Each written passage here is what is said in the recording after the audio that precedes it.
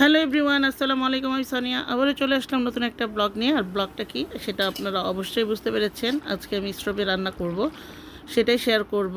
যদি ভালো লাগে তাহলে অবশ্যই লাইক কমেন্ট করবেন এবং পাশে থাকা বেল আইকনটি প্রেস করে দিবেন। চলুন তাহলে দেখি। আজকে সারাদিন অপেক্ষার পরে স্টোভে চুলা জ্বলিয়ে নিয়েছি, কারণ সারাদিন তো না খেয়ে থাকা যায় না, বাচ্চারা তো অবশ্যই ক্ষুধার্ত থাকে। এই জন্য আমি আজকে শর্টকাট গরুর মাংস রান্না করে ফেলতেছি, যাতে 2 দিন খাওয়া যায়।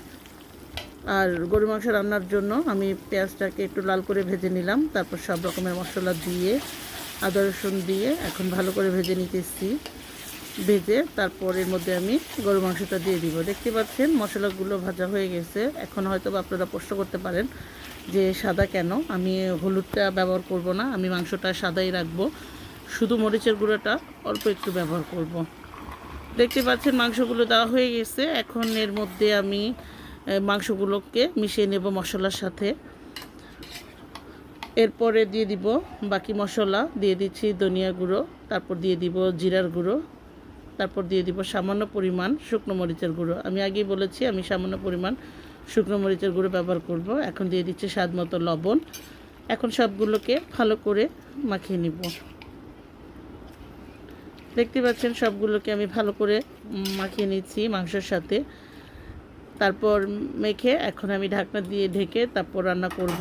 আর দেখি কতক্ষণ লাগে স্টোভে গরুর মাংস রান্না করতে।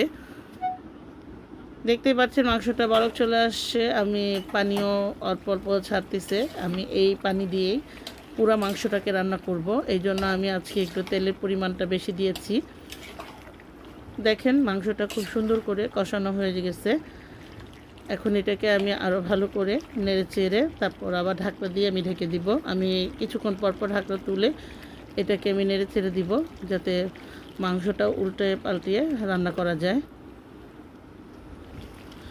আবার ঢাকনাটা তুলে দেখিয়ে দিচ্ছি। দেখতে পাচ্ছেন মাংসটার গায়ের রঙটা কেমন আসছে।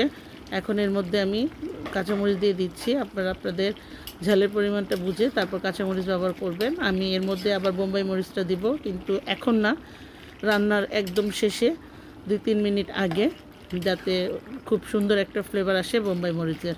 কাঁচামরিচটা দিয়ে আমি আবার নেড়ে চেড়ে দিচ্ছি। আর এর মধ্যে আমি অল্প একটু পানি ব্যবহার করব, যাতে নিচে লেগে না যায় আর মাংসটা সেদ্ধ যাতে ভালো করে হয়।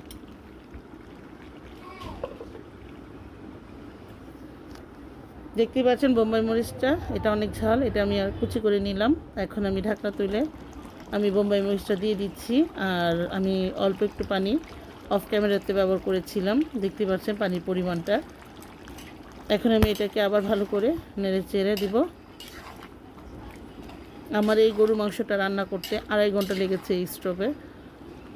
চুলায় যেটা লাগে আধা ঘন্টা থেকে 1.5 ঘন্টা, আর এটা আমার স্টোভে রান্না করতে লেগেছে পুরো 2.5 ঘন্টা। দেখেন গরু মাংসটা প্রায় হয়ে আসছে। এখন এটাকে আমি আর প্রায় 5 মিনিটের মতো রান্না করব। রান্না করে তারপর আমি আপনাদেরকে দেখিয়ে দিব যে মাংসটা কেমন হয়েছে। যদি আমার এই ভিডিওটা আপনাদের ভালো লাগে তাহলে অবশ্যই কমেন্ট করবেন আর বেশি বেশি শেয়ার করবেন। আর সবাই আমাকে প্লিজ একটু সাপোর্ট করবেন, যাতে আমি সবসময় আপনাদের পাশে থাকতে পারি। আর এই যে দেখতেই পাচ্ছেন গরুর মাংসটা আমার রেডি। দেখতে কত লোভনীয় হয়েছে, অবশ্যই কমেন্ট করে জানাবেন। তাহলে আজকের মতন এখানেই বিদায় নিচ্ছি। সবাই ভালো থাকবেন, সুস্থ থাকবেন। আমার জন্য, আমার পরিবারের জন্য দোয়া করবেন। আল্লাহ হাফেজ, আসসালামু আলাইকুম।